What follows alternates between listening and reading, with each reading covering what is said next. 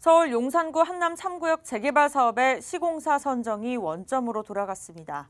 온 국민이 주목할 정도로 규모가 큰 사업장이 되다 시공사들이 수주를 위해 불법 설계 제안도 마다하지 않으며 진흙탕 싸움을 벌였던 곳인데요.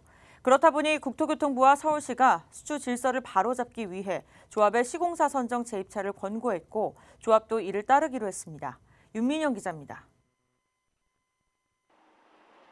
서울 용산구 한남 3구역 재개발 조합이 시공사 선정 과정을 처음부터 다시 시작합니다.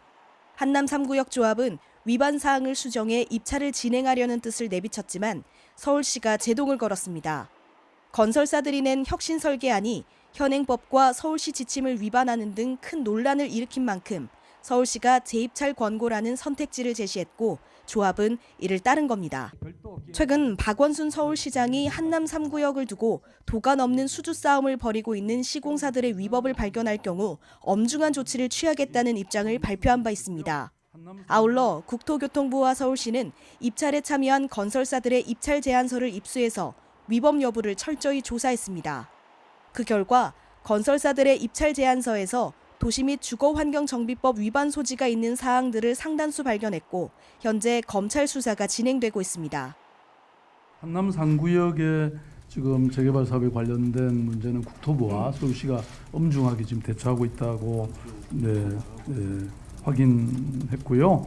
그다음에 이러한 재개발 사업은 기본적으로는 사실 민간 사업인데 그게 일정한 공공 기여라든지 이런 것들을 또 함께 따라가는 걸로 알고. 향후 수사 결과에 따라 재입찰 구도도 달라질 전망입니다. 입찰에 참여한 3곳의 건설사들이 입찰 금지 등의 처벌을 받게 되면 다른 건설사들이 한남 3구역의 입찰에 참가할 수 있는 기회를 얻게 됩니다. 재입찰을 진행하게 되면 타 건설사들도 얼마든지 입찰에 참여할 수 있지만 그리 적극적인 상황은 아닙니다. 기존 입찰 참여 건설사들의 진입 장벽이 워낙 높다는 것이 그 이유입니다. 이미 제안된 혁신 설계안 등이 조합원들의 눈을 높여놨고 따라서 후발주자들이 더 뛰어난 조건을 제안하지 않는 이상 현재 시공사들의 들러리가 될 뿐이라는 게 타 시공사들의 입장입니다. 만일 입찰 금지 처분이 나지 않을 경우 입찰 구도는 도로 3파전이 될 가능성도 있습니다. 이 경우 조합이 기존에 고민했던 위법사항 수정 뒤 입찰과 마찬가지 절차를 밟을 전망입니다. 3곳 중 한 곳이 취소될 경우 남은 업체 간 박빙이 예상되는 상황. 하지만 문제는 2곳이 탈락, 한 곳만 남을 때입니다. 이렇게 될 경우 자칫 정부가 해당 시공사에 몰아주기를 한 것이나 마찬가지인 상황이 발생할 수도 있습니다. 입찰이 취소되면서 남는 문제는 또 있습니다.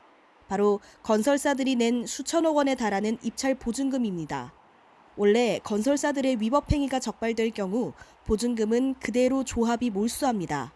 하지만 이번 건의 경우 아직 검찰 수사가 진행 중인 만큼 4,500억 원이라는 큰 돈을 조합이 몰수하기엔 부담이 있습니다. 여기에 보증금을 반납하더라도 건설사들이 이를 받을지도 의문입니다. 입찰 보증금을 돌려받는 건 사업을 아예 포기하겠다는 뜻과 마찬가지입니다. 조합에서 결정이 나오는 거에 따라서 우리 건설사에서는 그 입찰 받침에 따라서 진행을 할 것 같은데 조합에서 어떻게 재입찰을 조건을 어떻게 나오느냐에 따라서 진흙탕 싸움 탓에 사상 유례 없는 선례를 남기게 된 한남 3구역 재개발 사업. 오는 15일 예정됐던 시공사 선정 총회가 미뤄지면서 또다시 기약 없는 기다림의 늪에 빠지고 있습니다. 박센 뉴스 윤민영입니다.